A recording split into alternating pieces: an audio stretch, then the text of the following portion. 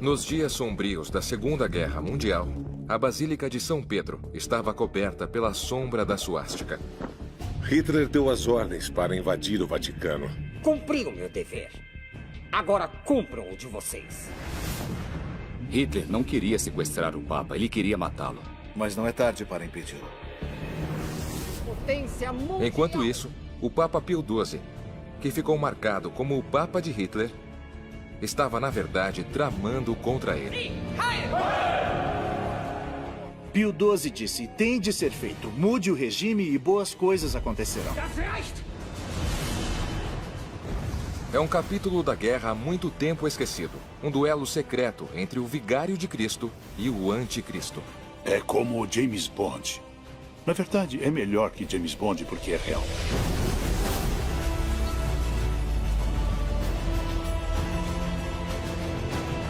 Papa versus Hitler.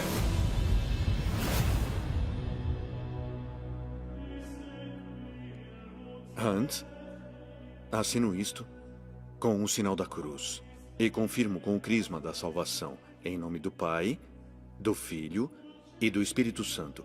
Que a paz esteja contigo. Amém. Adolf Hitler e Eugênio Pacelli, futuro Papa Pio XII, nasceram e foram criados católicos. Mas somente Pacelli abraça a identidade com convicção. Segundo a tradição da família, no dia de seu nascimento, um tio o segurou e disse: daqui a 63 anos este bebê receberá uma grande honra. E realmente, 63 anos depois, ele se tornou Papa da Igreja Católica Romana. O outro, Hitler, Te abençoo com o sinal da cruz. um dia buscará a destruição da igreja de sua Do juventude. Espírito Santo. Que a paz esteja contigo. Amém. Amém. Quando era menino, Hitler queria ser um padre e ficava de pé num banco na cozinha, se enrolava com o avental da mãe dele e praticava seus sermões. Que a paz esteja contigo. Quando Hitler e Pacelli chegam na idade adulta, seus caminhos divergem seriamente entre o bem e o mal. Cada homem impulsionado pela incomum inteligência, ambição e oportunidade. Mas seus destinos cruzarão décadas depois, quando competem por milhões de corações, mentes e almas, durante o conflito mais cruciante na história da humanidade. Rápido! Nos anos 1930, antes do início da Segunda Guerra, Hitler começa uma guerra não declarada contra a Igreja.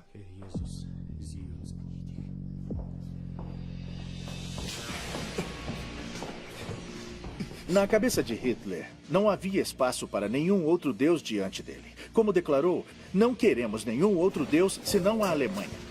Faziam coisas como mandar camisas marrons para sujar altares com excrementos e decapitar estátuas em catedrais. Iam a alguns lugares substituindo cruzes por suásticas. Venha! Não, por favor. Não, eu imploro. Não façam isso. Jogaram um assistente do cardeal de Viena pela janela e quebraram as pernas dele. Não, por favor!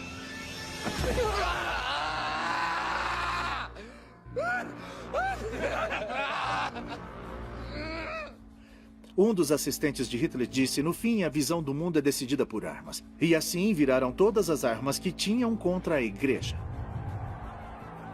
O plano era elevar Hitler para uma figura parecida com Cristo. Mein Kampf, o livro de Hitler, Minha Luta, substituiria a Bíblia no altar.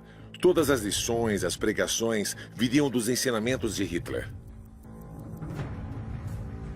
Protestos repetidos da igreja contra essas perseguições nazistas só pareciam piorar a situação. O catolicismo alemão parecia marcado para a extinção, a não ser que um novo papa possa salvá-lo. Em fevereiro de 1939, o Papa Pio XI morre.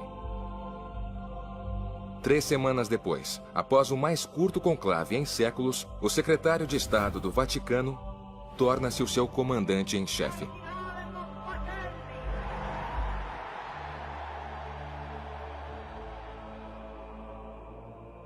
Pacelli entrou nesse conclave em 1939 como o segundo mais poderoso homem no Vaticano. Pio XI tinha deixado claro que seria um sucessor ideal. Receba a tiara papal adornada com 3 coroas e saiba que és o pai de príncipes e reis.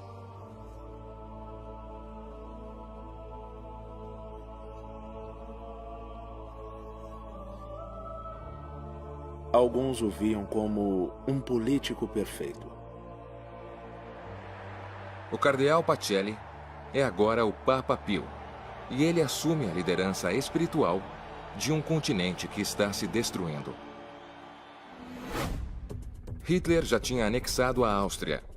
Em apenas 3 dias, ele vai invadir a Tchecoslováquia e também está ameaçando aniquilar o enclave católico mais fiel da Europa Oriental, a Polônia. Reuni vocês para informar alguns fatores sobre os quais decidi agir. Estava claro que um conflito com a Polônia estava por vir. Um atentado contra a minha vida ou a de Mussolini poderia mudar a situação para nossa desvantagem. Devemos assumir o risco com implacável determinação. Estamos diante de alternativas ríspidas ou aniquilação certa. Em agosto de 1939, cerca de 2 semanas antes da Segunda Guerra começar, Adolf Hitler reuniu seu comando militar supremo na sua montanha particular, nos Alpes Bavarianos. E lá ele descreveu o que ia fazer na Polônia, como ia erradicar o clero polonês. Caberá à SS destruir as classes altas da Polônia. Acima de tudo, destruição do clero polonês. Isto estarreceu os generais que eram principalmente de formação cristã e consideravam aquilo como ir contra todas as normas e éticas do cristianismo. Mas a maioria deles, tristemente, cumpriam as ordens.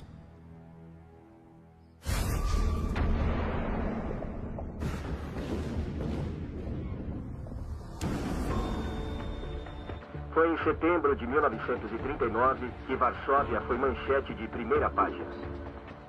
A invasão nazista na Polônia é inesperada e devastadora. Em semanas, dezenas de milhares de poloneses, principalmente judeus, são impiedosamente massacrados. Para calar todas as vozes de dissidentes, os líderes culturais e intelectuais da Polônia são especificamente atacados. Num país com uma população quase 90% católica, isso significa temporada aberta de caça ao clero. De repente havia bispos e padres católicos sendo levados para campos de concentração e centenas de padres foram mortos, a tiros, nas primeiras semanas da ocupação como uma política deliberada de terror.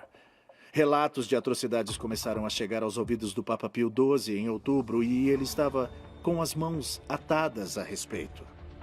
O novo Papa deve decidir como irá responder ao genocídio na Polônia.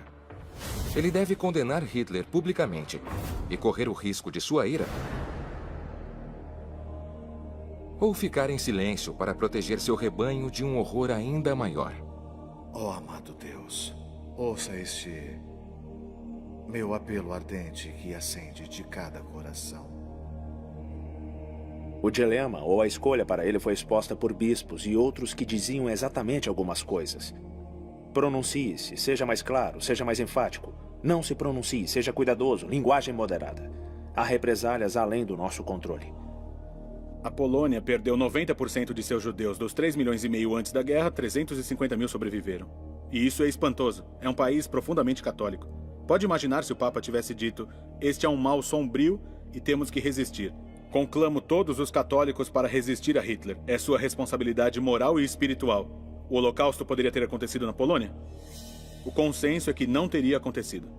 Ele temia que se tivesse que fazer algumas das coisas que o povo solicitasse para fazer, tudo só iria piorar. E existe uma pequena evidência de que esse é o caso. Proteja a Santa Igreja. Quando o bispo holandês manda uma carta condenando a deportação de judeus holandeses, as deportações aumentaram, não diminuíram. Houve declarações de campos de concentrações. Toda vez que recebemos uma mensagem do Vaticano, mais de nós são mortos. O Papa, num certo momento, enviou uma carta ao povo da Polônia. O bispo recebeu e queimou a carta. Ele mandou uma nota de volta ao Papa dizendo: Santo Padre, obrigado. Isto é muito importante e profundo, mas não vou lê-la porque pessoas serão mortas se eu ler isto. Enquanto o novo pontífice busca a orientação divina, uma traição está tomando forma na Alemanha, que poderia responder às suas orações. Durante anos, o Vaticano contava com uma rede de informantes católicos dentro do Reich, para reunir evidência dos crimes nazistas contra a Igreja. O homem-chave nesse círculo espião é um advogado católico grande e bêbado, conhecido como Joe Yox. Ele é mais ou menos um quebra-galho, por assim dizer, alguém que resolve problemas. Ele era, digamos, parte Oscar Schindler e parte Vito Corleone. Os bispos alemães usavam Miller para levar comunicados, mensagens para o Vaticano. Ele se tornou, na verdade, um mensageiro secreto. Em setembro de 1939, Miller é chamado para Berlim para uma reunião com Hans Oster, comandante adjunto da Abwehr, a agência de inteligência militar da Alemanha. Ele assume que seu serviço secreto para a Igreja foi descoberto e que esta reunião seria a sua última. Sabemos muito mais sobre você do que você sabe sobre nós. Tem muitos amigos no Vaticano, não é? Essa conexão que tem com a Igreja seria uma imensa vantagem para a Abwehr. Deve também saber que, graças aos seus recursos abrangentes de inteligência, que eu nunca espiaria a minha Igreja e eu nunca também trabalharia contra o Papa.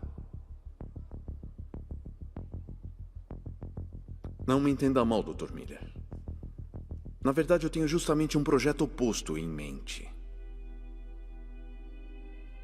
Sabe que está bem no meio do quartel-general da inteligência militar alemã, não é?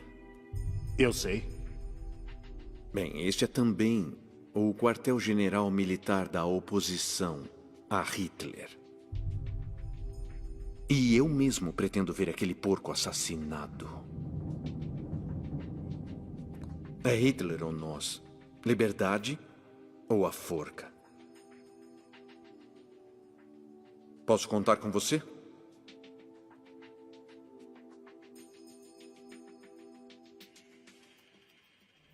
A Abwehr, que é uma ramificação do governo de contra-inteligência, poderia ser considerada fortemente influenciada pela política do governo.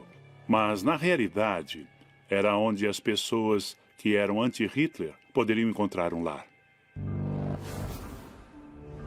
O chefe da Abwehr, almirante Wilhelm Canaris, estava no ninho da águia quando Hitler revelou seus planos diabólicos para a Polônia.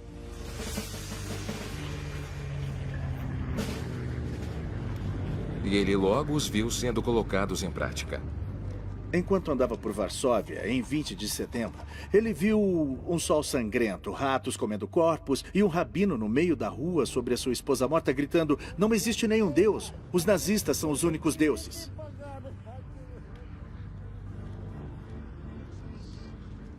Canaris voltou ao seu quartel e vomitou e retornou a Berlim arrasado. E tudo o que ele podia fazer naquele ponto era erguer seu copo num brinde para alguns companheiros e dizer: "Um brinde ao Führer, que nós possamos nos livrar dele." Brindamos a isso. Os conspiradores da Abwehr queriam agir rapidamente para eliminar Hitler e acabar a guerra. Mas eles também reconheciam que matar o Führer sem uma sólida estratégia para substituí-lo poderia encorajar seus inimigos no país e no exterior. O problema era, por que a Inglaterra faria paz com a Alemanha, mesmo se Hitler fosse removido? Como ficaríamos melhor? Nós continuaríamos a guerra? Só com uma liderança diferente? E quanto aos países que ocupamos? O que nos ofereceriam em troca se ficássemos quietos enquanto eles derrubam Hitler? Eles precisavam de alguém que garantisse sua boa-fé. Algum tipo de poder que pudesse certificar que a resistência alemã a Hitler era real e que os crimes nazistas eram reais. Canaris e Oster rapidamente perceberam que existe um líder na Europa cuja jurisdição ultrapassa os dois lados da batalha. Uma autoridade moral que traria poder único e prestígio à sua causa. Antes que os conspiradores se organizassem para matar o Führer, eles buscariam a bênção do Papa. Pio XII fica muito nervoso com isso. Ele reconhece que pessoas podem ser mortas pelo que vai fazer.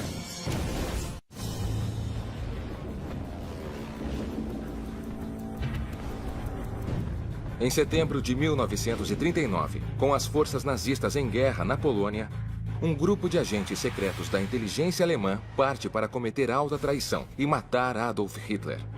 Mas primeiro, eles precisam de um aliado de confiança para fazer um acordo com a Inglaterra que protegesse a soberania alemã depois do golpe. Eles rapidamente dirigem a atenção no Papa. Eles confiavam em Pacelli, achavam que ele tinha os interesses da Alemanha no coração, mas também sabiam que ele era muito antinazista, mesmo que o tivesse dito publicamente, fosse bastante limitado. O problema, então, seria como fazer contato com o Papa, já que eles eram protestantes, eles não tinham ideia de como estabelecer uma linha segura de comunicação com Pio XII em Roma. É aí que entra Joe Yorks. Há longo tempo espião do Vaticano, Joseph Miller é o perfeito canal até o pontífice. Numa época que os nazistas controlavam todas as linhas dentro e fora da Alemanha, ele podia quase que literalmente voar debaixo do radar. Joseph Miller, como membro do Clube de Piloto Esportivo da Bavária, nas tardes de domingo voaria de Munique, sobrevoando os Alpes, até Moreno, na Itália. E ele levaria uma maleta cheia de documentos secretos que eram a prova das atrocidades nazistas e as violações contra a igreja especificamente. E ele entregaria a um dos agentes do Vaticano em Moreno, que depois levaria para o Vaticano. Em outubro de 1939, Miller aterrissa com uma proposta ultra secreta para Pio XII. Ele usaria o que o serviço de inteligência chama de intermediário. Ele não falaria diretamente com o Papa, mas ele contataria e falaria com pessoas que, por sua vez, falariam com Pio XII. Eu tenho uma urgente mensagem para o Santo Padre. Fique descansado que levarei para ele na primeira oportunidade. Monsenhor Ludwig Kass era um exilado da Alemanha e um dos mais próximos conselheiros do Papa sobre assuntos alemães. Vem de 2 membros da alta patente de Abiher. Eles estão querendo depor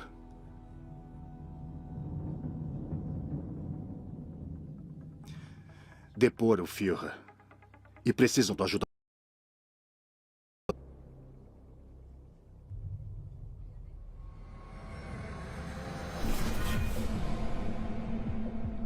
Eu rezei profundamente por isto. Está claro que eu não posso fugir ao meu dever. A Grã-Bretanha deve saber sobre a oposição alemã. Temo por vossa santidade. Se este plano for bem sucedido, o que será da Alemanha? Que novo governo poderia substituir os nazistas? Qualquer governo sem Hitler. Era um movimento incrivelmente ousado do Papa. Ele decidiu apoiar um lado. Pio XII fica muito nervoso com isso. Ele reconhece que pessoas podem ser mortas pelo que vai fazer. Acredito que se eles tivessem derrubado Hitler sem matá-lo, Pio XII teria ficado bem com isso. Mas não era isso que aconteceria. Ia haver um assassinato, e quando isso acontecesse, Pio XII entenderia que haveria momentos em que seria realmente necessário agir daquela forma.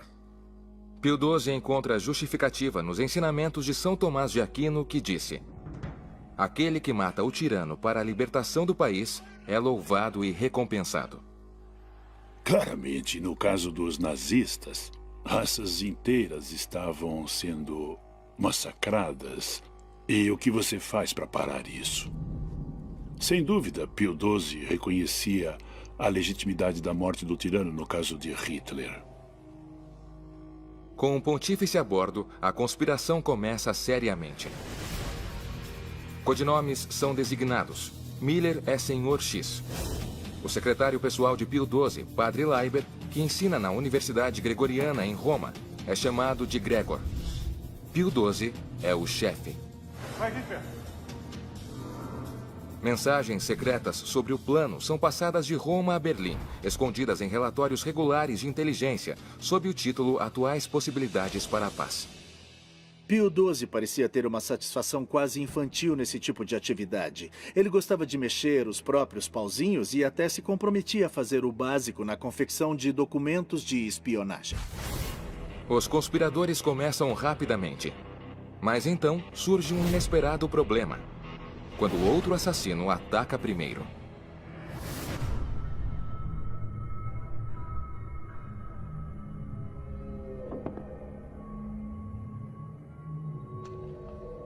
Georg Elser, um comunista em Munique, sabia que Adolf Hitler falava todo dia 8 de novembro no salão da cervejaria Bürgerbrau, no aniversário do seu fracasso na cervejaria Putz de 1923. Elser, um inteligente autodidata carpinteiro, tinha dormido na cervejaria todas as noites durante meses antes da data, só para cavar um buraco numa coluna onde sabia que Hitler estaria de pé ao lado. Ele colocou dentro dessa coluna explosivos químicos, com um mecanismo que explodiriam durante o discurso dele.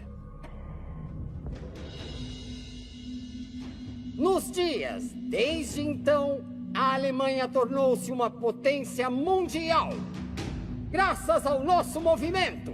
Elser acerta sua bomba para detonar às 21h20. A hora que calcula, baseado em anos anteriores, Hitler estará na metade de seu discurso.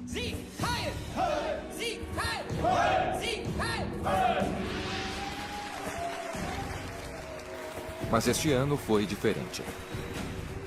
Ele encurtou seu discurso e foi embora rapidamente. Ele foi avisado que o tempo estava piorando e que a neblina poderia atrasar sua viagem de volta a Berlim em seu trem especial. E ele queria ordenar a invasão da Europa Oriental. E foi exatamente por isso que ele queria voltar a Berlim imediatamente.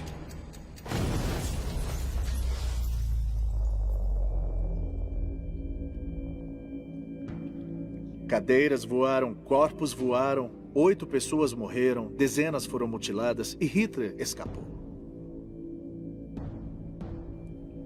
Ele ficou imbuído com a ideia de que a providência estava ao seu lado e que foi poupado tempo suficiente para cumprir seu destino de liderar a Alemanha à vitória.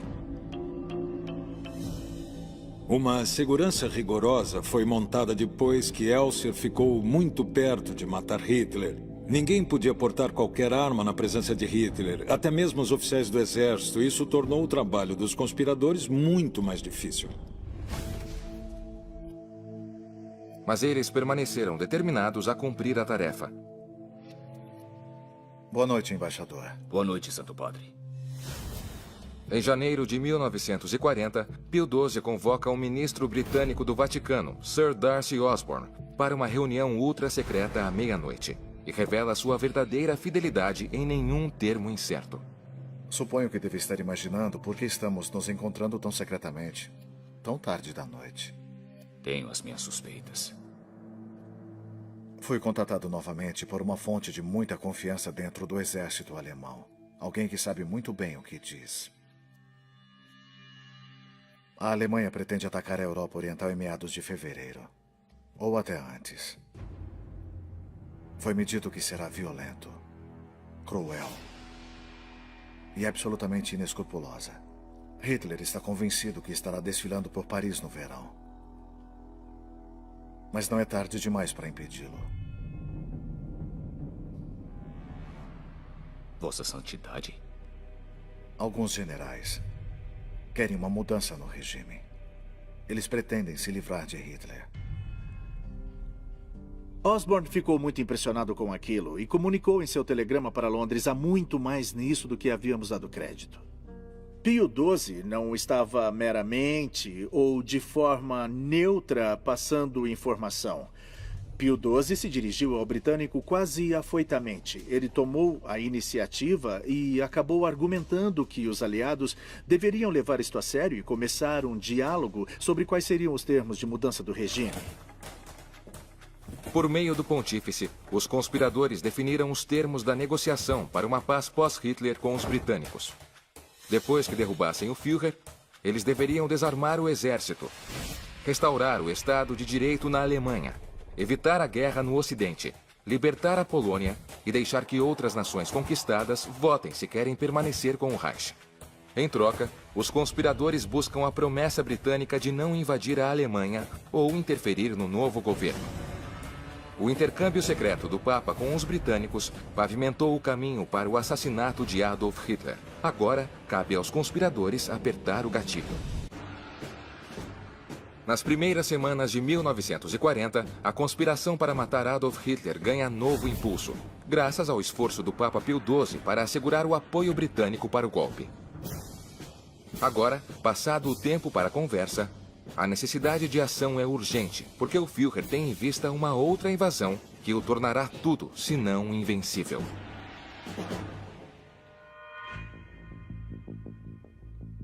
Heil Hitler! Depois que a resistência britânica e alemã concordaram com um programa de paz assegurada pelo Papa e a ser implantada pelo Papa, a resistência alemã tinha agora de levar isto ao chefe do exército alemão. Franz Holder era o chefe de Estado-Maior, o segundo no exército alemão. Ele não gostava de Hitler. E então os conspiradores, sabendo que Holder era simpático à sua causa, aproximaram-se dele. Esta é a oferta. O Papa está garantindo. Eles colocaram os termos em algo que chamaram de Relatório X, que tinha nele a insígnia do Papa no papel. E os termos de paz estavam na caligrafia do Padre Liber.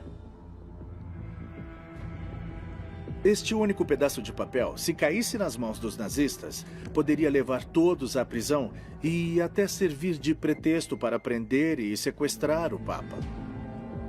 O general Holder poderia ser um assassino ideal. Ele secretamente despreza Hitler. E antes da bomba na cervejaria de Munique, até mesmo tinha uma pistola escondida em sua jaqueta, esperando o momento certo para atacar. Mas agora, com a segurança reforçada ao redor do Führer e sua popularidade nas alturas, Holder perde a coragem. Holder, que era um tipo de pessoa muito certinha, estava nos limites de sua imaginação, disse a Hans Oster e Canaris, por meio de um intermediário: se eu desembainhar esta espada, ela vai quebrar na minha mão. O povo alemão não me apoiará nisto. No fim, a dedicação de Holder ao dever suplanta a sua revolta. E ele não está sozinho. Todo soldado alemão, do mais alto comando de marechais de campo até o mais humilde soldado, tiveram que fazer um juramento pessoal de lealdade a Adolf Hitler como Führer, que iriam obedecer a cada ordem que ele desse sem questionar. E assim, muitos alemães instruídos pelos hábitos prussianos de disciplina e obediência usaram isso como desculpa por não se voltar contra Hitler. A cada semana que passava, os conspiradores e o Papa perdiam credibilidade diante dos britânicos. Enquanto isso, Hitler está reforçando sua máquina de guerra para um ataque completo na Europa Ocidental. Um ataque preventivo contra ele poderia salvar milhões de vidas às custas de uma. Mas o tempo está rapidamente acabando. E em 10 de maio de 1940, a janela de oportunidade fecha abruptamente. Hitler ataca a França e daí invade a Holanda, invade a Bélgica, invade Luxemburgo e, claro, a guerra começa. E naquele momento não existe mais nenhuma chance para a Inglaterra fazer um acordo com esses generais alemães que estão agora no meio de uma guerra. E assim isso parou com tudo. De repente, todos os generais que estavam se alinhando para ir contra Hitler começaram a pensar: parece que ele vai ganhar, queremos acompanhar o vencedor. O fracasso desse primeiro round do plano deixou Pio XII extremamente desiludido. Ele sentiu que tinha realmente se arriscado, colocou seu prestígio pessoal no banco dos réus e nada aconteceu. Um longo ano e meio passa, com Hitler e os nazistas no comando do continente. Mas em dezembro de 1941, dois acontecimentos revelam novas rachaduras na fachada nazista. Na frente oriental, o exército está recuando depois de uma estrondosa derrota na Batalha de Moscou. E no distante Pacífico, aviões estão arrasando Pearl Harbor. Bombardeios japoneses despertam um gigante adormecido. We will gain the inevitable triumph, so help us God. Em 11 de dezembro, os Estados Unidos declaram guerra à Alemanha. A vitória de Hitler não é mais garantida. O povo alemão o amava depois que ele começou ganhando a guerra em 1939 e 1940. Eles tiveram que ficar quietos. Mas com o passar dos anos, eles sabiam que Hitler perdeu a guerra, primeiro invadindo a Rússia e depois declarando guerra aos Estados Unidos. A guerra ficava cada vez mais terrível e o número de vidas perdidas aumentou tão enormemente que cada vez mais pessoas diziam: temos que fazer alguma coisa. Logo, a conversa sobre conspiração retorna aos recessos sombrios do Vaticano, onde o Papa Pio XII é informado sobre um novo plano para ressuscitar a sagrada Alemanha há muito tempo perdida, explodindo o Führer no céu. Em 1943, no 4º ano da Segunda Guerra, havia enormes rachaduras na fundação do poder alemão. Na frente oriental, os nazistas estão a caminho de uma desastrosa derrota em Stalingrado. No ocidente, os aliados estão se reagrupando por trás de um novo líder, os Estados Unidos. E o divino Führer está parecendo mais vulnerável do que nunca. Nessas alturas, oficiais na frente oriental começam a tomar sérias medidas para garantir que Hitler sofra um acidente. Pio XII estava bem encorajado e entusiasmado com o que os conspiradores alemães tinham planejado e disse: mudem o regime e acredito que boas coisas acontecerão. Em março, com o implícito apoio do pontífice, rebeldes de alta patente no exército de Hitler começam a agir. Tenente Coronel? Sim, tenente. Esquecemos alguma coisa? Na verdade, fui eu que quase esqueci uma coisa. Eles disfarçaram uma bomba como um conhaque de presente. No último minuto, alguém corre até o avião de Hitler e diz: se importa de levar isso, eu perdi uma aposta e devo a ele um conhaque. E assim eles a plantam no avião. Obrigado, Heinz. Boa viagem. Hi, Hitler. Hi, Hitler.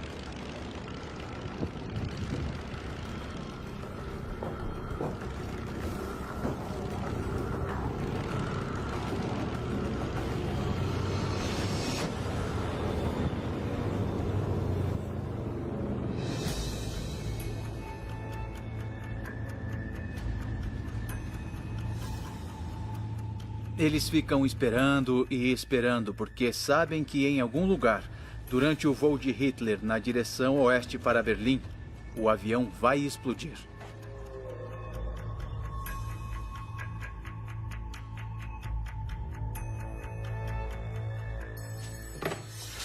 Alô? O quê? Ah. Sim. Ótimo.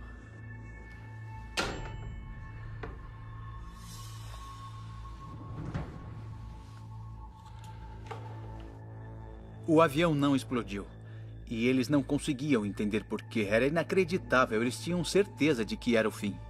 Por algum motivo, o detonador não funcionou e ela não explodiu. Não sabemos por quê, mas provavelmente o ar frio em alta altitude impediu. Até parece que o diabo estava do lado de Hitler, porque se algo tivesse que dar errado para a conspiração, deu ali mesmo.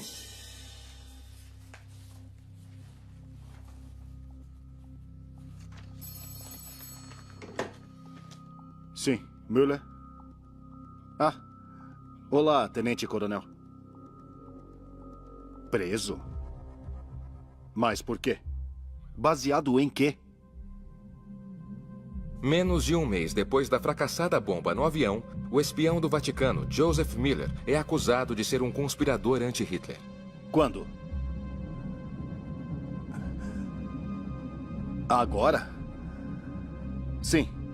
É claro que ficarei feliz em cooperar. Muito obrigado por ter ligado.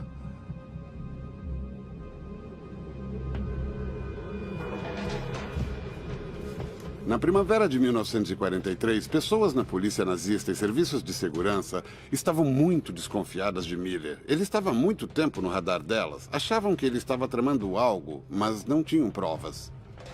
Miller sabia que se a SS descobrisse qualquer registro de sua correspondência com o Vaticano, todos envolvidos na conspiração, até o Papa, estariam em grave perigo.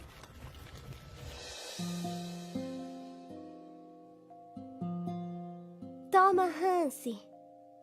Você tá com fome, né? Müller foi avisado com antecedência de que a Gestapo viria. Assim, ele teve tempo, antes da Gestapo chegar, de aproveitar o tempo com sua jovem filha. Krista, oh, minha princesa. Sim, papai. Olha pra mim.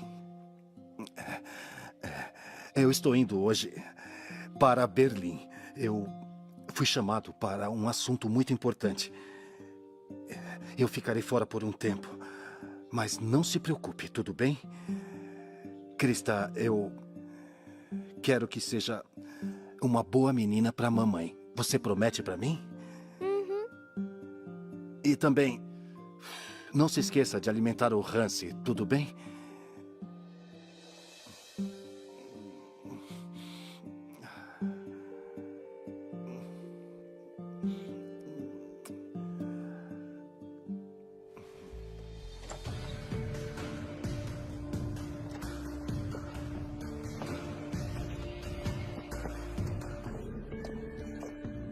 A prisão de Miller é um duro golpe para a conspiração e sua conexão com os britânicos via Papa. Por ora, parecia que era o fim do plano de matar Hitler. Mas um novo rebelde está para emergir, para carregar a tocha da resistência. 2 dias depois da prisão de Joseph Miller, o coronel nazista Klaus von Stauffenberg é gravemente ferido no norte da África.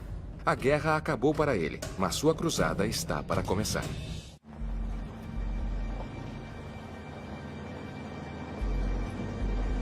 7 de abril de 1943. O coronel alemão Klaus von Stauffenberg está num comboio nazista atravessando o deserto da Tunísia.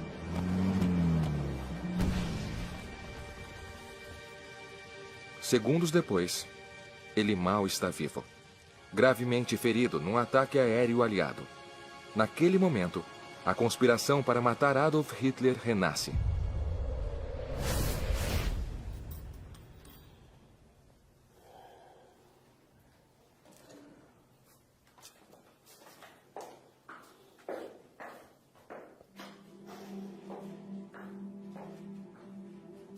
Eu sabia no fundo do coração há algum tempo que a causa de Hitler não era a mesma que a minha. Mesmo assim, eu continuei a lutar por ele. Eu quase dei a minha vida por um monstro. No verão de 1943, a resistência estava irremediavelmente parada devido a várias tentativas fracassadas de assassinato, e o movimento precisava de sangue novo.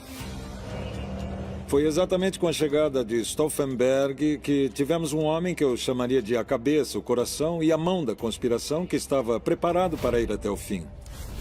Ele tinha a visão, ele tinha a vontade, a coragem. Ele estava pronto para agir e não só discutir. Stauffenberg é aparentemente o modelo do guerreiro alemão. Ele serviu com distinção na Polônia, França e Rússia. E até recebeu a Cruz de Ferro pelo valor. Mas a cada atrocidade que testemunhou na zona de guerra, sua consciência foi pesando cada vez mais. Ele rapidamente ficou desiludido com as atividades revoltantes, como matar pessoas com deficiência mental e física, as atrocidades na frente oriental contra judeus, contra prisioneiros russos e poloneses. Ele também viu Hitler gerir mal e interferir nos assuntos militares e tomar decisões estúpidas. E ele decidiu que Hitler tinha que ser morto, custe o que custasse. Na Tunísia, ele estava extremamente ferido. Tinha perdido um olho, uma mão e perdeu 2 dedos da mão que restou. Então, ele tinha um olho, um braço e metade da mão esquerda. Enquanto ficou com o corpo engessado, ele fez uma busca intensa na alma. Ele tinha falhado em atender sua própria consciência durante muitos anos. Mas quando os médicos quebraram o gesso de Stauffenberg, um novo homem emergiu.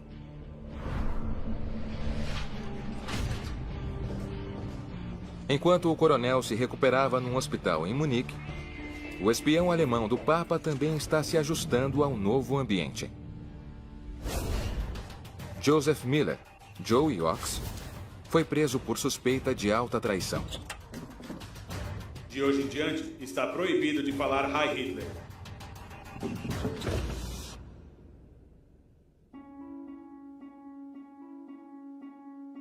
Para o Papa Pio XII, a prisão de Miller foi numa época particularmente ruim. 1943 tinha trazido a guerra até a sua porta. Com os exércitos aliados se preparando para invadir a Itália do Sul, seria apenas uma questão de tempo antes que a luta tragasse Roma. Se Miller falasse ou se seus arquivos secretos fossem encontrados, Hitler poderia voltar sua ira sobre o Vaticano.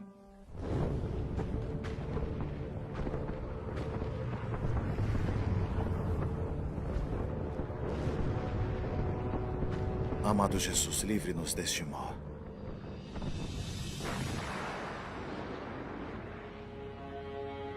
Na manhã de 19 de julho de 1943, a amada cidade de Pio XII torna-se uma zona de guerra. Mais de 500 bombardeiros americanos aniquilam alvos militares alemães dentro e nos arredores de Roma. Muitos descreveram o céu repleto de aviões. Houve bombas que erraram o alvo e atingiram bairros densamente habitados, matando milhares de pessoas. O Papa conhece muito bem esse bairro. Uma das mais antigas e mais veneradas igrejas da cidade, a Basílica de São Lourenço, está diretamente na linha de fogo. E também o cemitério ao lado, onde os pais de Pio XII estão enterrados.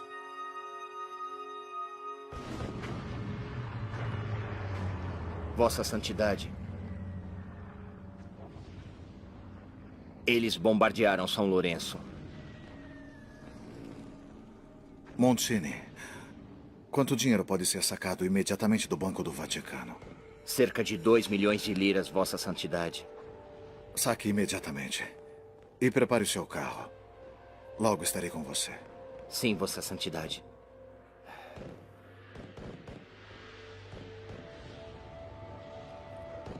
Quando o bombardeio termina, ele diz: pegue o carro, pegue cobertores, pegue remédio e dinheiro também. E aí ele sai.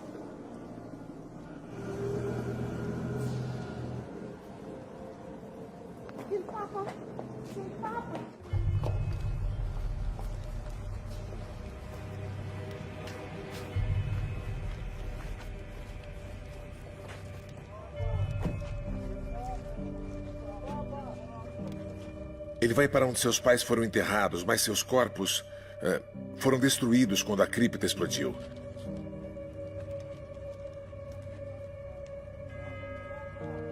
Você espera que, como a maioria das pessoas, ele ficasse arrasado, mas ele não podia ficar arrasado lá. Ele tinha que estar lá pelas pessoas que foram feridas, mortas ou que estivessem sofrendo. Ele era a figura do pai e estava forte, e as pessoas encontraram consolo nisso. A Segunda Guerra chegou em casa de maneira extraordinariamente pessoal, vendo corpos alinhados um ao lado do outro na rua. O Papa ajoelhando para dar a bênção e manchando de sangue sua batina. Este é um Papa que retorna ao Vaticano com esta conexão muito pessoal com a Segunda Guerra, e que ganha uma gravidade que não possuía antes. O bombardeamento o enfurece e entristece, mas isso só confirma para ele que nenhum bem pode vir da guerra. Depois do bombardeio, desenrolamentos em Roma chegam rápidos e furiosos. Apenas 6 dias depois, Benito Mussolini é preso pelo seu próprio governo. E o futuro da Itália é mais incerto do que nunca. Mussolini deve ser libertado e retornar ao poder. Hitler está convencido de que é um golpe, que de alguma forma o Vaticano está envolvido na deposição de Mussolini e que isto é um prenúncio de que os italianos trocarão de lado. E Roma deve ser expurgada de nossos inimigos, incluindo os judeus. Meu Führer, e quanto ao Vaticano? O Vaticano? Acha que o Vaticano me incomoda? Vamos invadi-lo imediatamente. Vamos destruir o poder do Vaticano. As palavras de Hitler sobre o Vaticano rapidamente chegam ao almirante Canaris, que transmite um aviso ao Papa. Com a ameaça de uma invasão nazista iminente, a cidade do Vaticano se prepara. Assistentes do Papa são instruídos para manter 2 malas prontas para partida imediata. Uma deverá ficar em casa e a outra próxima da mesa de trabalho, caso tenham que sair imediatamente. O dia do juízo final chega em 8 de setembro, quando o novo governo italiano anuncia um armistício com os aliados. Imediatamente, paraquedistas nazistas invadem Roma.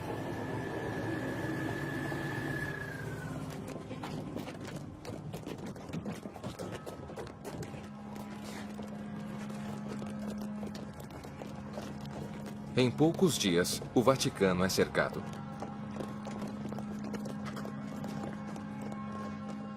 Existe uma linha branca no chão. Guardas suíços com suas lanças de um lado, soldados nazistas no outro com submetralhadoras. A Santa Fé agora faz fronteira com o Reich de Hitler, e o Vaticano de Pio XII está sob cerco. Soube-se mais tarde, durante os julgamentos de Nuremberg, quando perguntaram ao general Irving Lahausen sobre a intenção de Hitler de sequestrar o Papa, ele disse que não tinham a intenção de sequestrar, mas que tinham a intenção de matá-lo.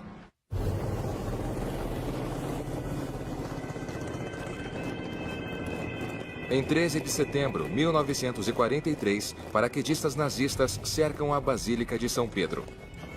E a Igreja de Roma está sob cerco. A preocupação era que os alemães entrassem na cidade do Vaticano, capturassem o Papa, confiscassem os arquivos, as pinturas, as obras de arte.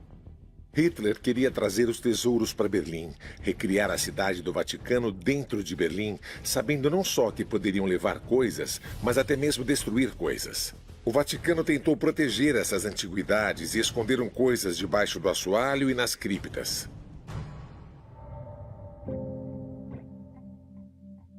Há mais em risco do que preciosas obras de arte.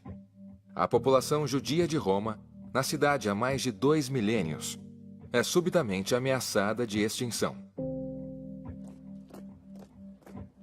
No outono de 1943, cerca de 5.000 judeus romanos estão se escondendo na propriedade da igreja. Uma vez falei com um padre que estava no seminário e ele disse: tínhamos tão pouca comida, eram rações de tempo de guerra. E aí o Papa nos disse: aqui estão 100 judeus que vocês têm que abrigar e compartilhar suas rações com eles. Há relatos de eles estarem no meio de uma oração judaica e houve uma batida na porta e eles começaram a cantar Ave Maria porque estavam tentando se passar por católicos para evitar a perseguição dos nazistas. Rumores dos esforços de acobertamento da igreja para salvar os judeus de Roma logo chegam aos ouvidos de Hitler.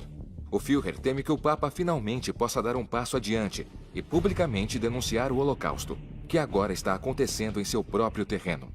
A política nazista depende muito do Papa permanecer em silêncio para que todos os católicos na SS possam acreditar que Deus ainda está do lado deles.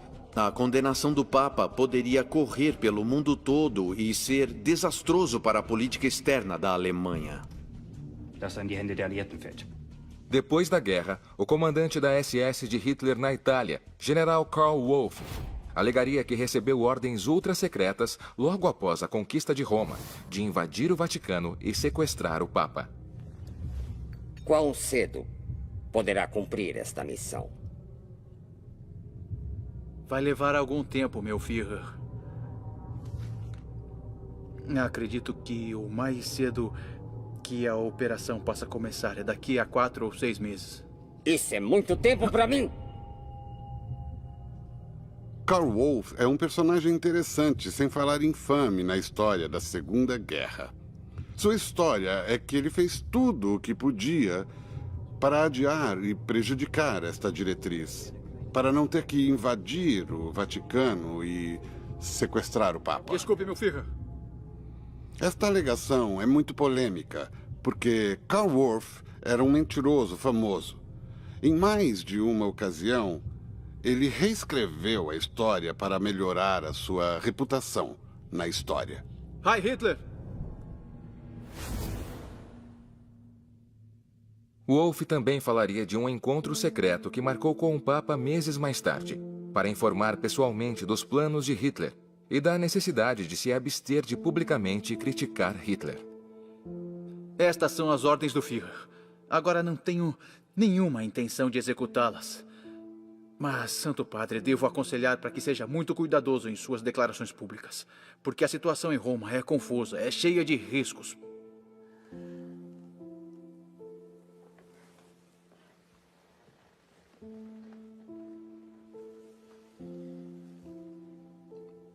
O que quer que aconteça, eu não vou deixar Roma voluntariamente. Meu lugar é aqui.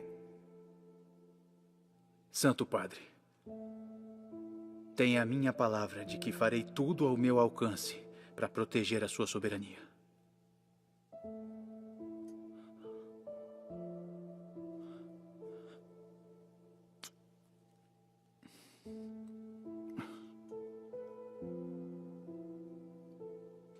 Ai!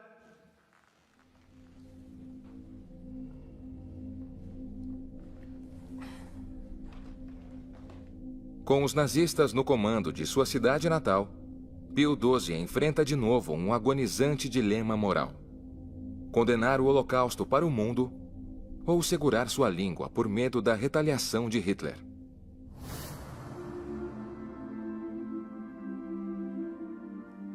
A ocupação de Roma e depois a deportação de judeus em outubro de 1943 torna dramático o dilema com o qual está lutando. Ele tem que se decidir se diz algo enfático e público ou novamente continua no caminho de canais privados e diplomáticos. E ele escolhe o último novamente.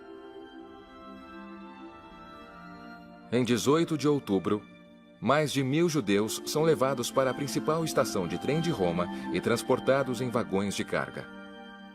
70% deles são mulheres e crianças. Desses 1.000, apenas 16 sobreviveriam à guerra. Isso aconteceu quase literalmente debaixo da janela da Basílica de São Pedro, porque os judeus estavam sendo reunidos numa escola militar a poucos quarteirões do Vaticano. Agora, imagine se o Papa saísse em sua batina branca e dissesse: me matem primeiro, porque vocês nunca levarão esses judeus que vivem sob minha proteção em Roma. O Papa até poderia ter alertado os judeus para o fato de que iriam morrer. Só isso já teria sido muito importante. Se ele tivesse deixado claro que a participação no extermínio de uma raça era um pecado mortal que você queimaria no inferno se participasse disso, certamente teria evitado que católicos decentes participassem na morte de milhões e milhões de judeus. Se ele tivesse feito uma declaração, qual teria sido o impacto lá? Ele tinha certeza de que suas palavras nunca passariam pelas linhas inimigas. Assim, é justo perguntar isso e pensar? Sim. Se acho que teria resultado em algo melhor, realmente acho que não.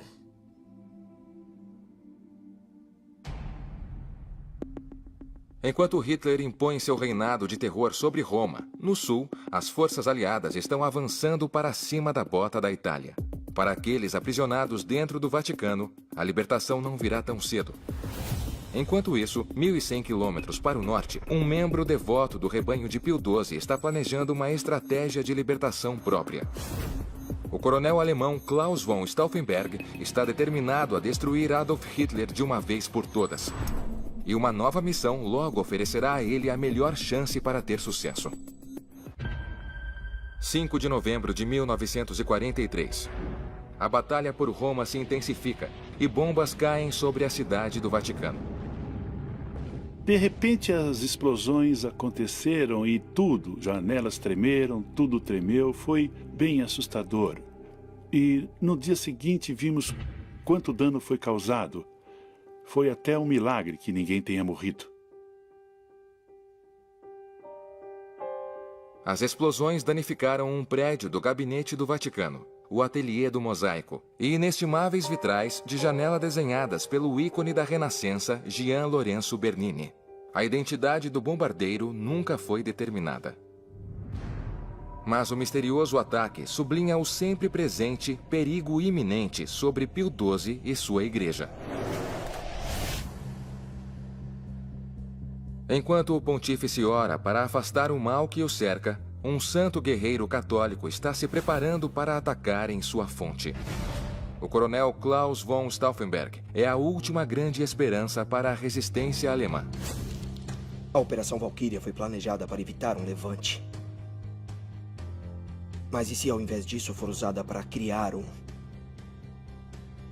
Após se recuperar de seus ferimentos, ele foi recrutado como chefe de gabinete da reserva do Exército, cujo propósito oficial era agir como uma guarda nacional nos termos americanos. Ela seria usada principalmente caso houvesse um levante na Alemanha de milhares e milhares de trabalhadores escravos, que eram naquela época a única fonte da economia da Alemanha.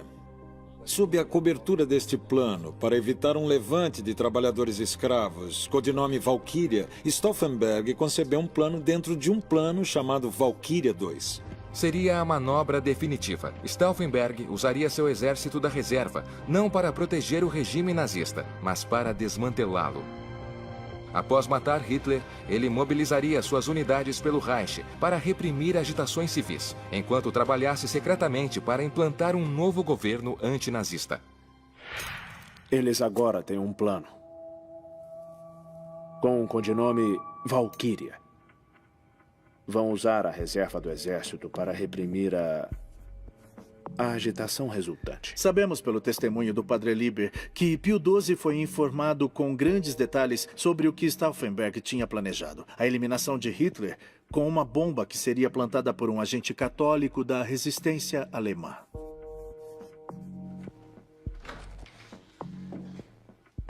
Vossa Santidade.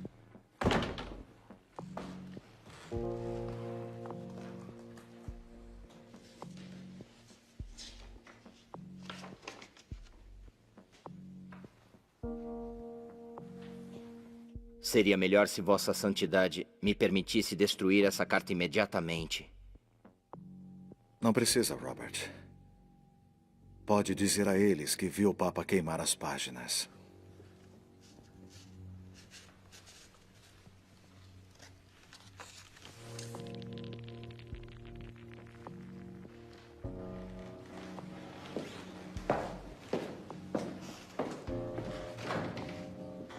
Enquanto o coronel Stauffenberg afiava sua espada, forças americanas triunfantemente entram em Roma. Enquanto os soldados passam pela cidade e pelo Coliseu, um lugar de festejos romanos de natureza bem diferente, a população se jubila quando as algemas da dominação alemã caem por terra.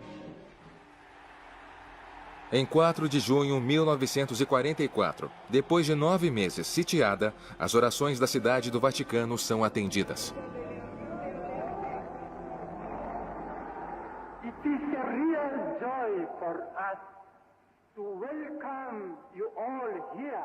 You know very well, you have had an experience now of the dangers and uncertainties of life in the midst of a war. Make one thing certain, that you keep always close to God. Of the Spiritus Sanctus. Amen.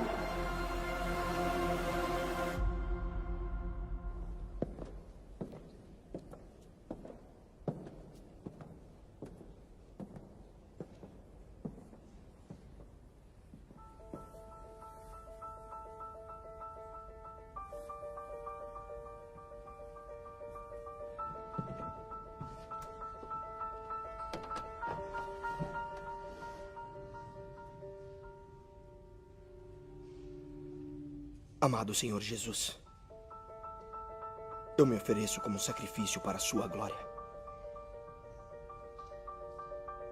6 semanas depois da libertação de Roma, Klaus von Stauffenberg está na véspera da infâmia. Eu me entrego à sua vontade. Permita que eu seja o seu instrumento na causa da justiça e da paz. Ele era um católico devoto. Sabemos que foi a uma igreja católica em Berlim na noite anterior à conspiração e rezou.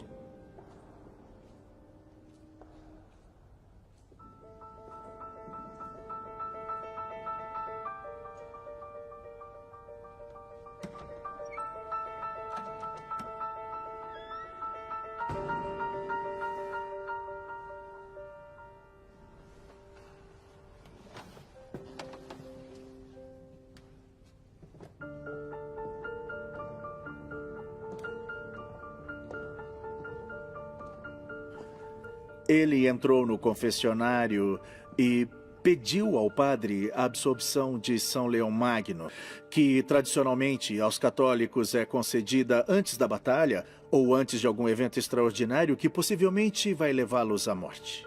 Que a paz de Cristo esteja com você. Em nome do Pai, do Filho e do Espírito Santo. Perdoa-me, padre, porque pequei.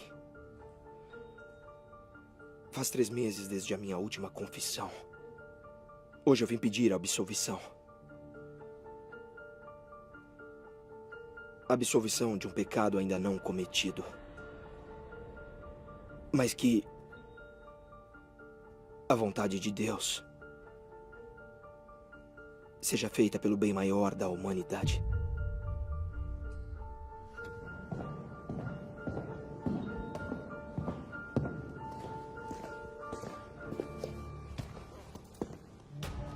Stauffenberg, então, deixou a igreja, entrou num carro e pediu ao seu motorista para vir pegá-lo bem cedo na manhã seguinte. Entrou em sua casa, fechou as cortinas e fez a mala com 2 pedaços de explosivo plástico.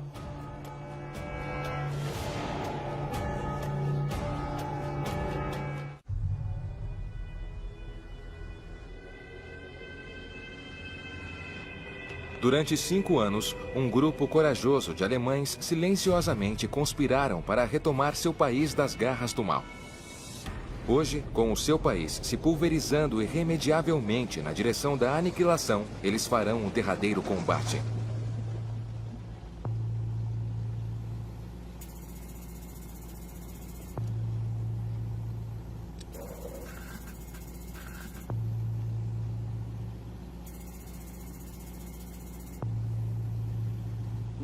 Aprovado.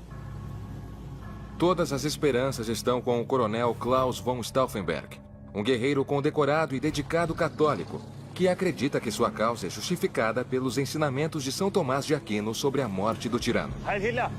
Heil Hitler!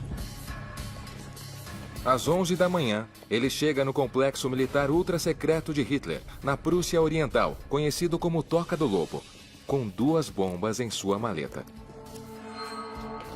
Essas são as notícias dos fronts.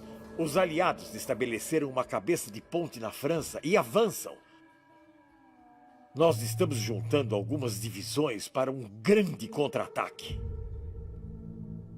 O Exército Vermelho está se movendo agressivamente para o oeste. Em algumas áreas, nossa desvantagem é muito grande. Já basta!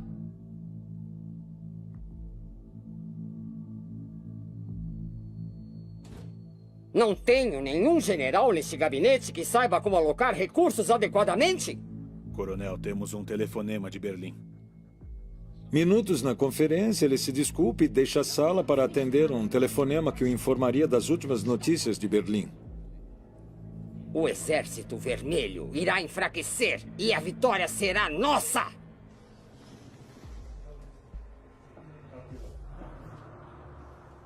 Ele não planejava morrer com Hitler. Ele planejava viver, tinha esposa e filhos. Então ele sai e corre para bem longe dali. Coronel!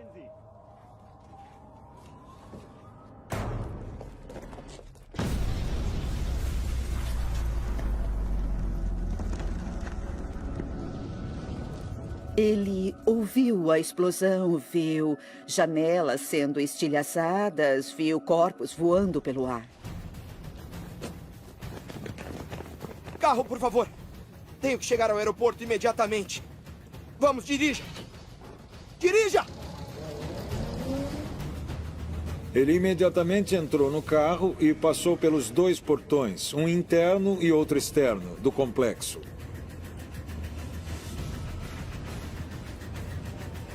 Em minutos, Stauffenberg está num avião de volta a Berlim, certo do sucesso de sua missão.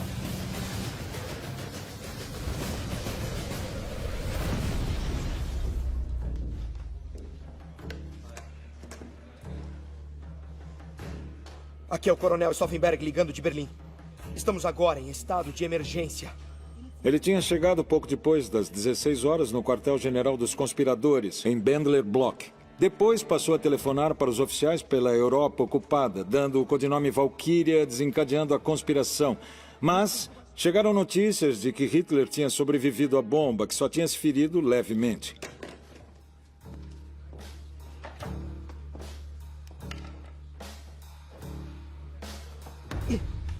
Isso está incorreto.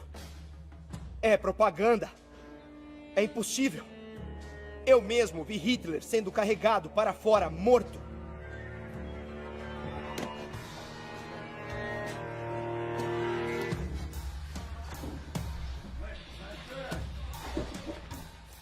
Meu Führer.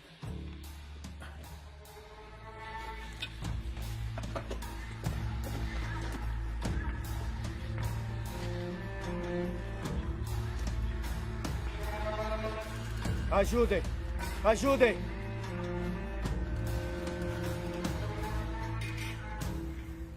É muito difícil acreditar que a história possa depender de algo tão estranho, tão peculiar como o desenho de mobiliário. Ele vê que a bomba explodiu, mas não sabe que nos 2 minutos que esteve fora da sala, alguém sentado à mesa sentiu a maleta que estava numa posição desajeitada. Aí a pessoa olha para baixo e a pega e leva a 1 metro dali para o outro lado de um plinto. Uma peça de madeira gigante que apoiava a mesa. Ela não estava sobre pernas padrão. Aquele pilar, apoiando a mesa, desviou a força da explosão e Hitler acabou sobrevivendo.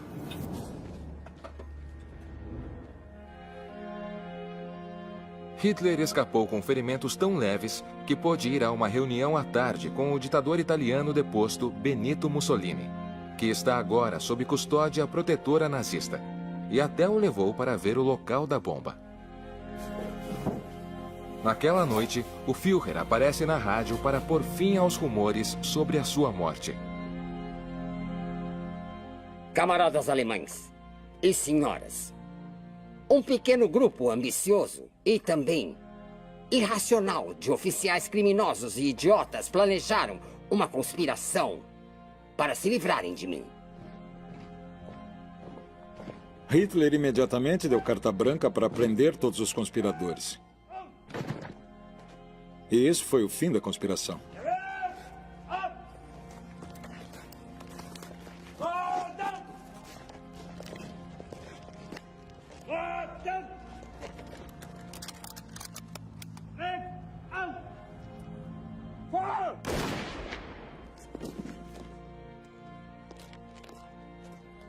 Stauffenberg foi levado ao pátio de Bendler Block e executado por uma corte marcial improvisada.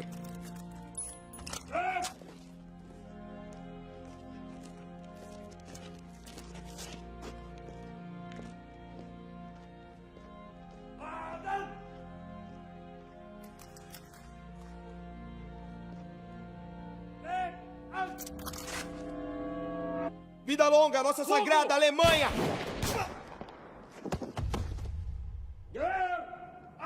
Suas últimas palavras em vida foram exatamente vida longa, nossa sagrada Alemanha.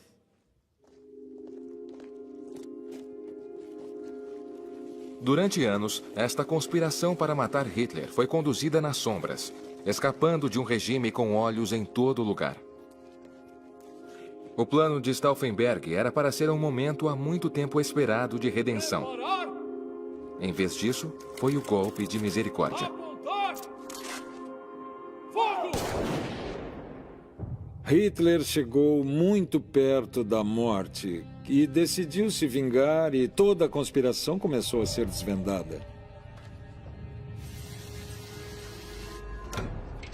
Em setembro de 1944, um monte de documentos foram encontrados em um cofre na Abwehr, incriminando não só a resistência alemã de conspirar contra Hitler, mas também mostrou suas conexões com Pio XII. Entre os documentos está uma nota escrita à mão, com timbre papal, aprovando a remoção do regime de Hitler. Esta é a evidência mais incriminadora que eles poderiam ter encontrado no que diz respeito ao Vaticano, porque o que era para ser apenas uma suposição do envolvimento do Papa, agora se tornou uma certeza. Este pedaço de papel e outros documentos que foram encontrados colocaram os nazistas de volta em seus calcanhares. E quando Hitler viu o que continham, ele não conseguiu sair da cama por uma semana. Bom dia, meu filho. Meu Deus. Não consigo falar. Segundo os boletins médicos, ele tinha o sistema nervoso muito abalado. Não quero mais. Ele ficou totalmente frustrado ao descobrir o quanto difundido estavam os eventos de 20 de julho. Ele esperava que fosse apenas um pequeno grupo de oficiais e viu que era algo muito maior. Que não era só na Alemanha, mas também chegava no Vaticano. Isso foi um choque para ele. Isso pode tê-lo perturbado muito, porque Hitler um dia foi católico praticante. Chegando ao fim de sua vida, provavelmente foi subconsciente e profundamente perturbador para ele pensar que a autoridade suprema do poder moral cristão no mundo tinha se voltado contra ele e contra seus planos. Que a paz esteja contigo. Amém. Amém.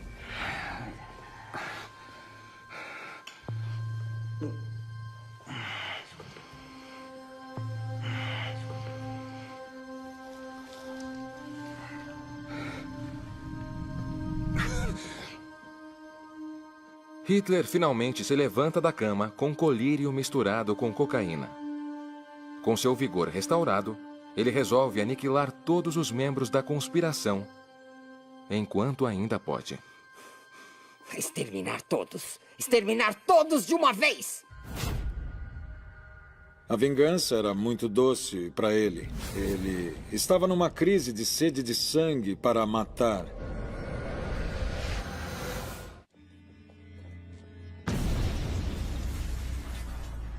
Nas semanas seguintes, depois do ataque na Toca do Lobo contra Adolf Hitler, a conspiração contra ele rapidamente é desvendada e o rastro de evidência chega até o Vaticano. O espião alemão de Pio XII, Joe Ox, está na prisão há mais de um ano. Mas agora, ele vai para o corredor da morte. Sente-se. Sua vida vai acabar na forca. Ninguém mais pode ajudar você. Isso está claro para você? Você quer saber? Eu estou em paz com isso. Se eu for para a forca, irei com a minha consciência limpa. Eu morrerei pelas minhas convicções, assim também como Jesus Cristo morreu. Em novembro de 1944, quando Joseph Müller estava sob a custódia da Gestapo, um oficial da SS apresentou um papel com timbre papal, no qual o padre Robert Lieber, assistente do Papa, tinha escrito os termos de paz da Grã-Bretanha em 1940. E esta era uma prova concreta. E, naquele ponto, Müller sabia que ele e Pio XII haviam sido pegos. Costuma rezar, Sr. Miller? Reza pelos seus inimigos? Rezo? Não. O senhor reza por mim? Eu rezo por você todos os dias.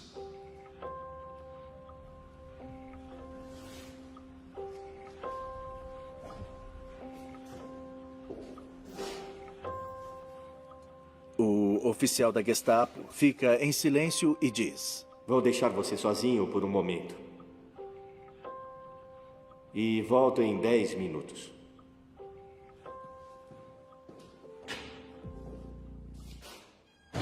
E ele deixa a sala. Miller não perde tempo.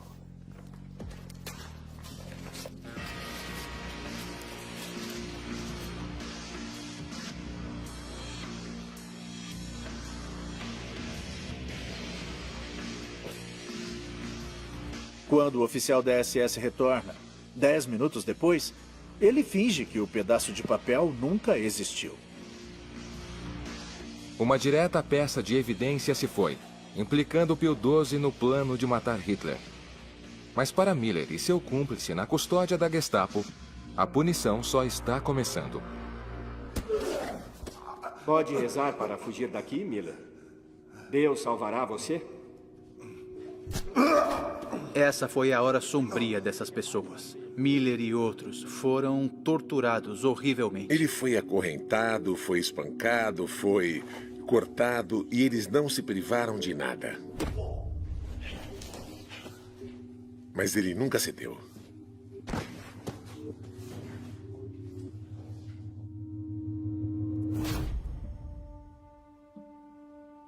Um longo e agonizante inverno passa na solitária.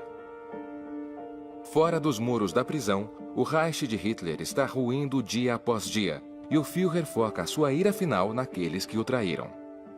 Ele ordena que Canaris, grande figura na história militar da Alemanha da Segunda Guerra, seja morto da forma mais torturante possível.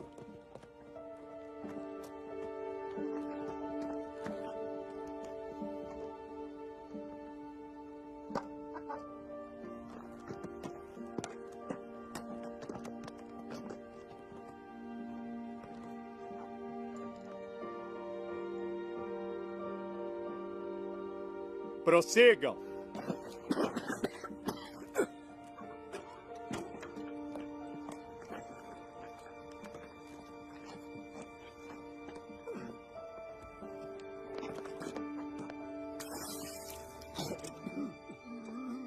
Eles deliberadamente o enforcavam até a perda da consciência e depois o reanimavam e o enforcavam de novo para que experimentasse a morte 2 vezes.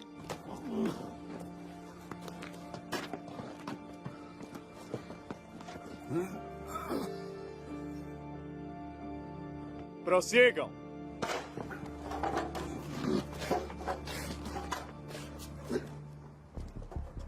E Hitler encaminhou o melhor cinegrafista para fazer filmes coloridos da agonia de Canaris e outros conspiradores. E eram entregues a ele no bunker para que pudesse, esfregando as mãos de alegria, apreciar as formas monstruosas como seus inimigos estavam sendo mortos.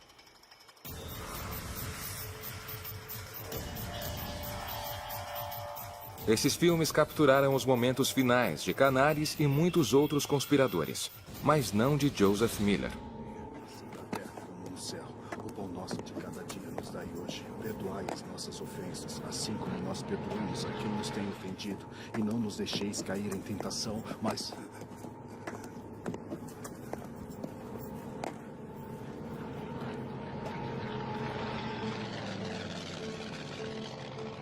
Müller rezou. Pensou na filha que, nesse dia, iria fazer a primeira comunhão. Pelo menos, enquanto estou sendo levado para a forca, talvez até no mesmo momento, minha filha está indo receber o pão da vida eterna.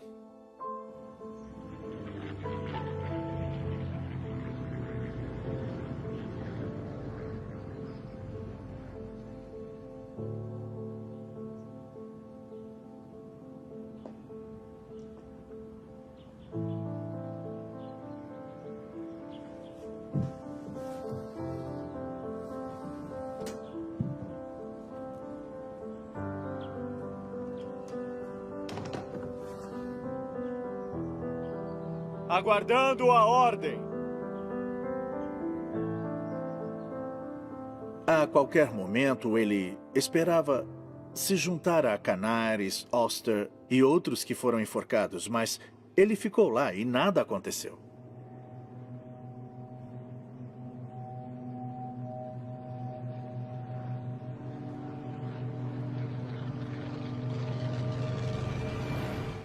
Assim como nós perdoamos a quem nos tem ofendido, e não nos deixeis cair em tentação, mas...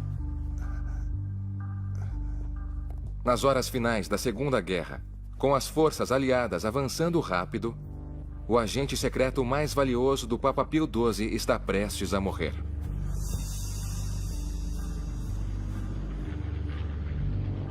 Joseph Miller foi levado à forca. Ele ficou aguardando lá por 2 horas enquanto bombardeiros sobrevoavam. E, depois de um tempo, ele foi levado de volta para a cela.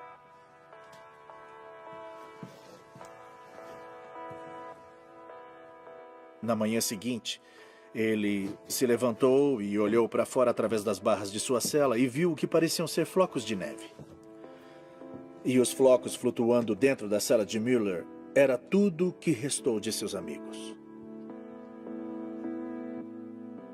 Só depois da guerra que Müller descobriu que foi salvo por um telefonema no último minuto. Acontece que Joe Yox tinha um velho amigo na guarda pessoal de Hitler. Durante um intervalo para um cigarro fora do bunker do Führer em Berlim, o general da SS Hans Rottenhuber fica sabendo da execução iminente de Miller do colega oficial Ernst Kaltenbrunner, que tinha liderado a caçada pelos conspiradores. Rottenhuber disse não pode tirar o nome dele da lista, e Kaltenbrunner concordou sob o pretexto de que talvez Joseph Miller, devido à sua conexão com o Vaticano, poderia ajudar a negociar termos de rendição mais favoráveis durante os últimos dias do Reich.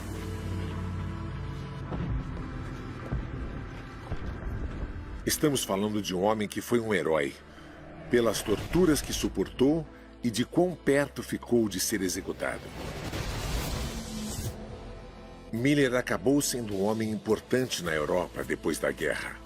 Às vezes ele é chamado de poderoso chefão do euro e ajudou a construir uma Europa mais forte e mais unida.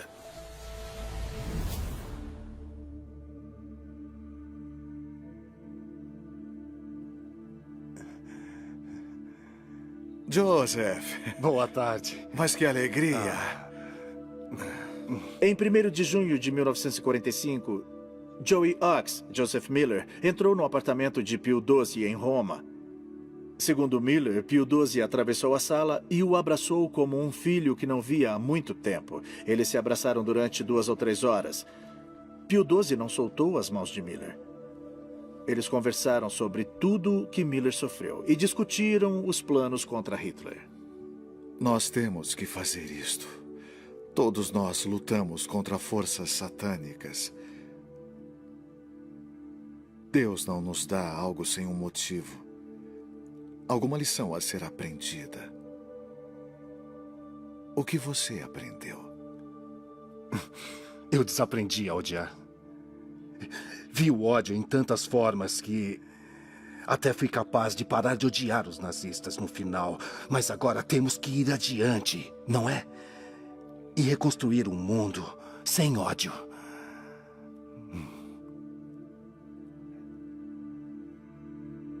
O Papa Pio XII serviria outros 13 anos como pontífice, morrendo em 1958 aos 82 anos. Na época de sua morte, ele foi considerado no mundo todo uma figura eminente na causa da paz mundial.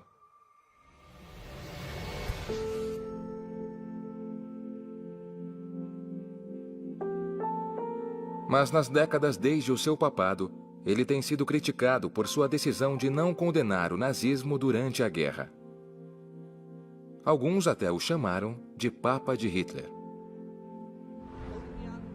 Embora ele não tenha sido um pró-nazista em nenhum sentido, ele era o Papa de Hitler, no sentido de que o seu silêncio de 4 ou 5 anos durante esses terríveis eventos foi simplesmente uma decisão profundamente errada. Ninguém está dizendo que o Papa nunca ajudou a salvar judeus secretamente ou em silêncio. O que estamos dizendo é que ele nunca pôs a vida em risco, nunca pôs a igreja em risco. A forma mais efetiva de parar Hitler não era por essa rede secreta de espiões. O mundo não precisava que o Pio XII se tornasse o chefão da CIA. Precisávamos que ele fosse o que era. Ou que se propusesse a ser, a voz da moral para o mundo. Mas defensores de Pio XII argumentam que o seu silêncio foi uma estratégia justificável para evitar acrescentar lenha na fogueira de Hitler.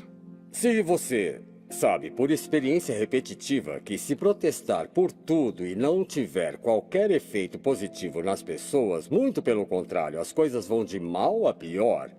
Se sabe disso, E continua protestando, então você é um tolo. E Pio XII certamente não era um tolo, ele não era irresponsável. Eu acho que às vezes, no debate, o que está faltando é que antes de ser Papa, ele era um homem. E nenhum homem é perfeito. Acho que o Papa Pio XII tinha determinação sincera para proteger a Igreja. É uma imensa responsabilidade que nenhum de nós consegue entender. Para aqueles que dizem ter sido ele o Papa silencioso, considerem que as circunstâncias são imprevisíveis. Eles têm consequências imprevisíveis.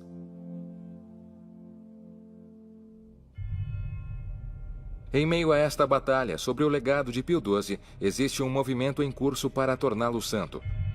Em 2009, ele foi considerado venerável, o primeiro de 3 passos para a canonização. É preciso um milagre. E estamos trabalhando nisso. 1 ou 2 casos parecem bem promissores. O que é importante para mim é que finalmente se faça justiça. Porque o que algumas pessoas fizeram em relação a esse homem é um escândalo. Um escândalo público.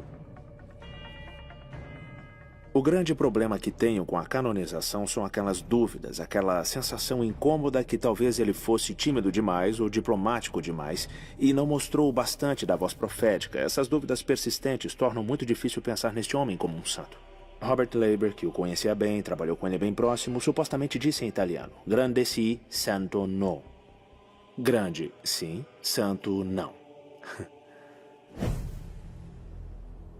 Este debate sobre a conduta durante a Guerra de Pio XII provoca dúvidas maiores que transcendem a história. Como líderes religiosos devem diretamente intervir em conflitos políticos? Suas declarações promovem a paz? Ou apenas encorajam o inimigo? E quando, ou nunca, é justificável matar pelo bem maior? Toda guerra desafia a nossa definição de bem e mal. Mas talvez nada dramatize tão poderosamente a área cinzenta entre eles como o duelo secreto entre o Papa e Hitler.